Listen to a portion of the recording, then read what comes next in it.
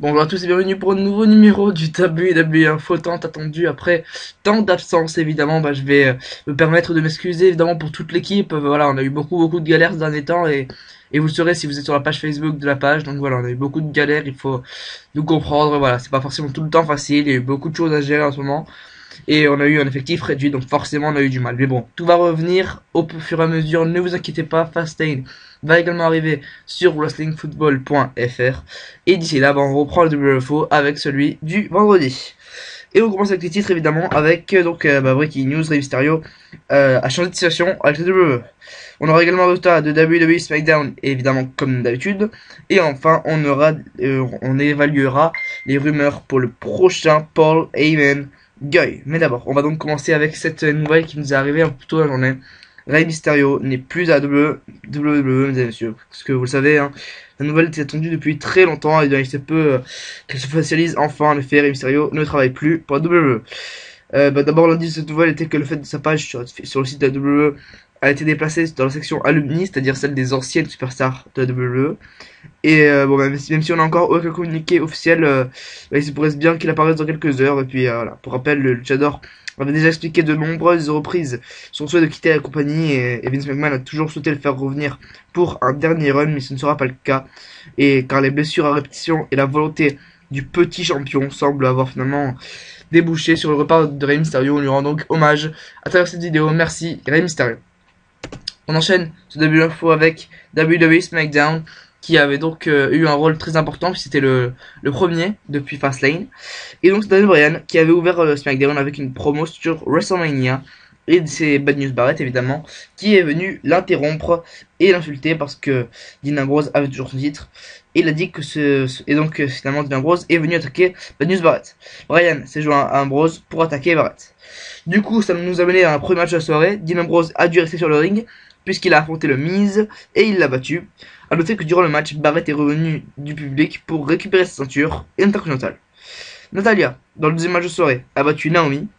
Il a ensuite eu un brawl, évidemment, autour du ring entre les 4 autres compétiteurs, Tyson Kidd, Cesaro, ainsi que les Usos, vous savez, les 4 prétendants actuels aux ceintures tag. Ensuite, on a eu Rusev et Lana qui ont rejoint le ring pour faire une promo où ils se moquaient de John Cena.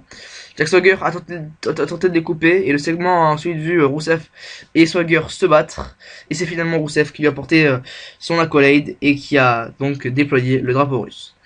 Dans le troisième match de soirée, Daniel Bryan a battu Bad News Barrett et a noté que R-Truth était à table de commentateur, lui qui a battu Bad News Barrett et qui aura donc logiquement droit à son match pour le titre.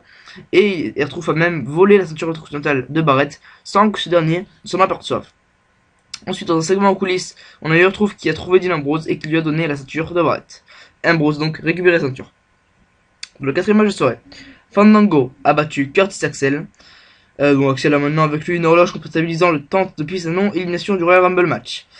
On a eu une promo étonnante de Bray Wyatt sur Undertaker que je vous invite à aller voir. Goldust a battu Adam Rose. Stardust s'était déguisé en Rosebud et a attaqué Goldust à la fin du match. Et dans le main event de la soirée, c'était un rematch de Fastlane. Dolph Ziggler, Ryback et Eric Rowan ont battu Seth Rollins, Kane et le Big Show. C'est Ryback qui a fait gagner l'équipe en faisant le top final sur Seth Rollins. On va terminer ce début d'info avec les rumeurs pour le nouveau Paul Heyman Guy. Car vous savez sûrement, Brock Lesnar va partir dans le bleu après WrestleMania. Donc bon, évidemment il y a des spoilers, donc je vous invite à avancer la vidéo si vous ne voulez pas l'être. Donc Dave Meltzer, vous savez, c'est l'homme du Wrestling Observer Message Board, a présentement fait le plan pour le main event de WrestleMania. Et en fait, ce serait que Paul Heyman trahisse son client Brock Lesnar pour devenir le nouveau manager de Roman Reigns. Roman Reigns serait donc possiblement un nouveau Paul Heyman Guy. À ce jour, il est encore incertain de savoir si Paul Heyman va devenir heel et si Roman Reigns effectuera le turn, ou bien si ce sera Roman Reigns qui va effectuer si ce sera Paul Heyman, excusez-moi, qui va effectuer un face turn.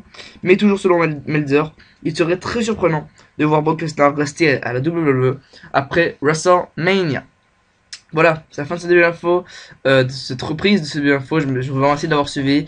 Ça y est, ils vont revenir et dès lundi, vous aurez le info spécial Raw. Merci de m'avoir suivi et à très bientôt pour de nouvelles aventures, enfin, sur Wrestling Food Games. Ciao tout le monde.